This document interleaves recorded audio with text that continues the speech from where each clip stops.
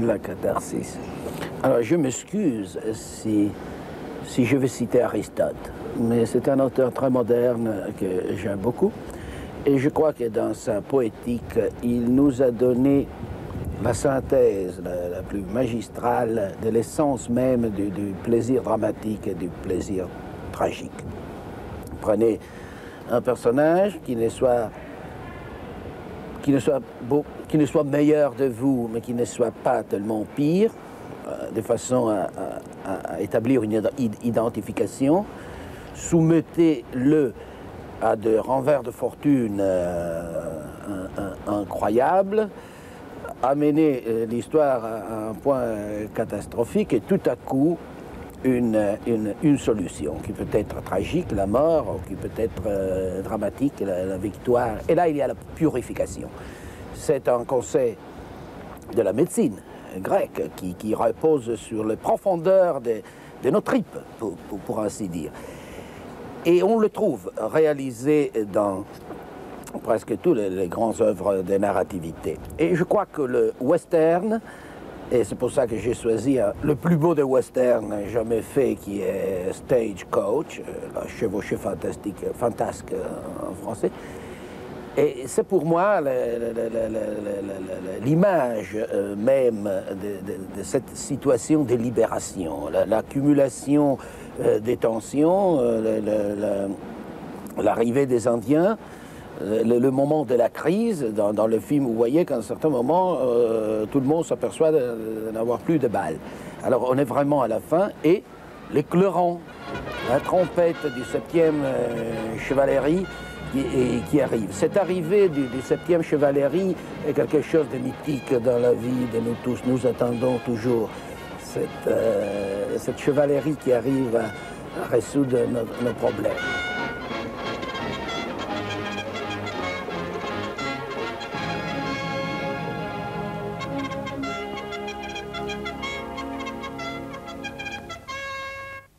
La catastrophe, c'est une accumulation des tensions imperceptibles. Nous ne nous apercevons pas qu'il y a des changements parce que les changements sont subliminaux. À un certain point, il y a un renversement soudain de la situation. L'exemple typique de catastrophe dans les termes mathématiques dont en parle René et Tom, c'est l'ébullition, on dit l'ébullition, oui, de l'eau. Jusqu'à un second avant, il n'y a rien, et après, il y a le bulle. Ou le moment où un chien qui était tranquille attaque. Ce sont des renversements soudains. Je crois que même dans l'activité sexuelle, les moments de l'extase amoureuse et physique, c'est une catastrophe dans ce sens-là. Un second avant, rien, et après tout. Alors j'ai choisi un film qui m'avait touché parce qu'il y avait une scène. Je suis entré la première fois et la seule fois que je l'ai vu, c'est pour ça que je suis content de le revoir ici. Je suis entré au début, je suis arrivé à cette scène et j'ai vu que presque la moitié de la salle, après, s'est levée et sortie. C'était des gens qui l'avaient déjà vu et qui attendaient encore une fois ce moment magique.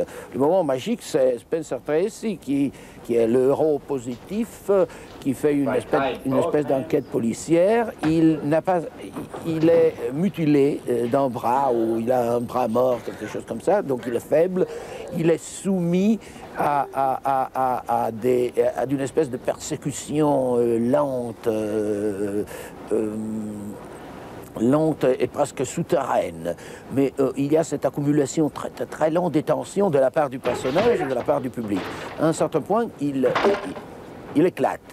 Et il donne un coup de poing, mais c'est presque rien.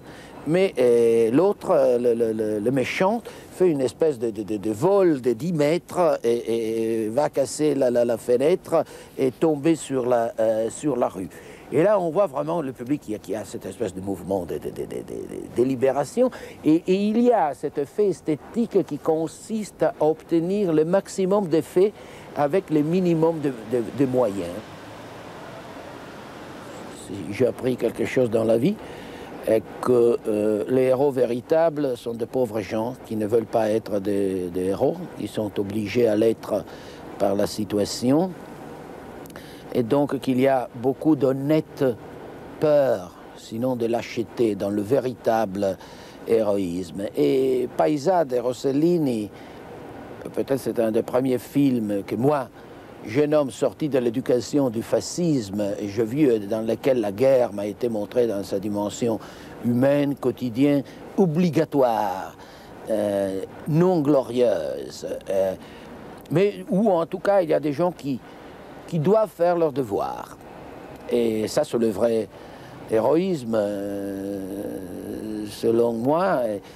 Et lorsque, au contraire, on tombe dans le filet de l'idéologie de l'héroïsme d'opérette ou de l'héroïsme western, on arrive aux faux héros, comme les terroristes, qui après se répandent, mais ça, c'est leur véritable lâcheté. Je crois que dans toute œuvre d'art, mais puisque les œuvres d'art sont toujours des espèces de résumés de la vie, et dans la vie en général, il y a le problème du rythme. Je citais dans ma présentation le vieux conseil grec de Kairos, qui est le moment juste. Il faut faire les choses et ses choix au moment juste. Le rythme, vous savez, on peut chanter et tenir une note un peu plus, et on est Frank Sinatra. Un peu plus encore, et on est seulement Tino Rossi, ou en Italie Claudio Villa, ou en Amérique Pat Boone. Et comment Chopin était capable de faire le rubato, tenir une note un peu de plus, mais les mauvais chopiniens sont ceux qui se trompent d'un millésime de seconde. Donc le problème du rythme. Et les grands comiques sont ceux qui ont ce rythme, qui savent combien de secondes attendre avant de dire une chose ou de faire une grimace. Et je crois qu'il faut apprendre à travers eux cette espèce de rythme instinctif qui devrait régir toute notre activité. Dans la recherche, comme dans la création et comme dans la vie quotidienne. Je comprends que c'est peut-être un peu dur d'aller chercher les racines d'un concept tellement important, tellement cosmique, tellement métaphysique dans le comique. Mais bon, c'était aussi une provocation vers mon public pour dire qu'on peut apprendre partout. On peut apprendre par Racine, mais même par Molière.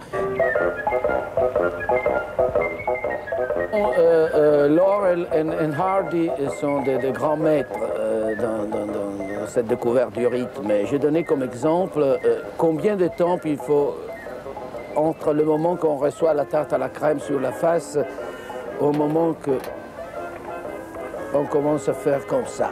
Bon, Hardy en particulier, c'était grand. Il savait le moment exact, pas avant et pas après. Je crois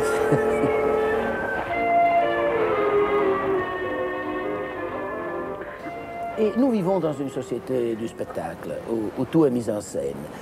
Et le musical de Broadway est une espèce d'insistance presque hystérique sur la vie comme mise en scène et sur les règles de la mise en scène. Le président Reagan, qui après une opération de cancer, est obligé, le pauvre vieux malade, à se mettre à la fenêtre et rire et dire qu'il veut jouer du tennis et plaisanter sur son cancer, est un produit de cette société du spectacle, est un produit de Broadway, de l'idéologie de Broadway, où même les choses sérieuses doivent être jouées comme un ballet. Dans Yankee Doodle Dandy, il y a une mise en scène de George M. Cohan, qui est l'acteur dont on raconte l'histoire, où il représente l'histoire des États-Unis d'une façon presque épique et très rhétorique, mais immédiatement après, avec The Girls, il arrive et habillé comme un soldat de la guerre de sécession, il joue du tip-tap. C'est un peu l'idéologie du spectacle du monde capitaliste et technologique des États-Unis qui se met en scène continuellement. C'est ça.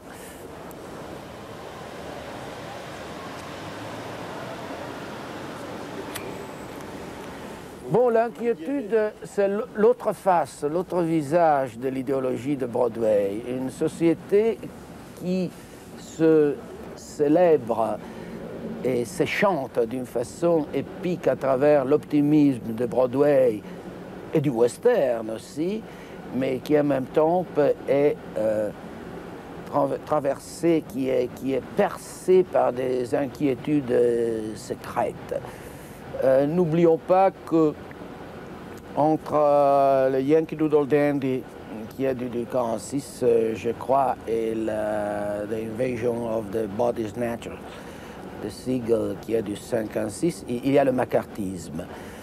Et puisque je crois que la science-fiction est la littérature moraliste de nos jours, c'est pas par hasard que dans la France du 18e, Voltaire écrivait des romans de science-fiction comme Microbe et Gaz. C'est une façon de faire du moralisme, l'utopie, l'imagination d'une société alternative. Et parfois, la science-fiction, comme dans ce film, nous a raconté le deux faces, le deux visages de l'inquiétude. La terreur qu'il y a toujours quelque chose de faux et de dangereux qui s'insère au-dessous de la surface de notre optimisme, et en même temps l'hystérie avec laquelle nous imaginons toujours les ennemis parmi nous.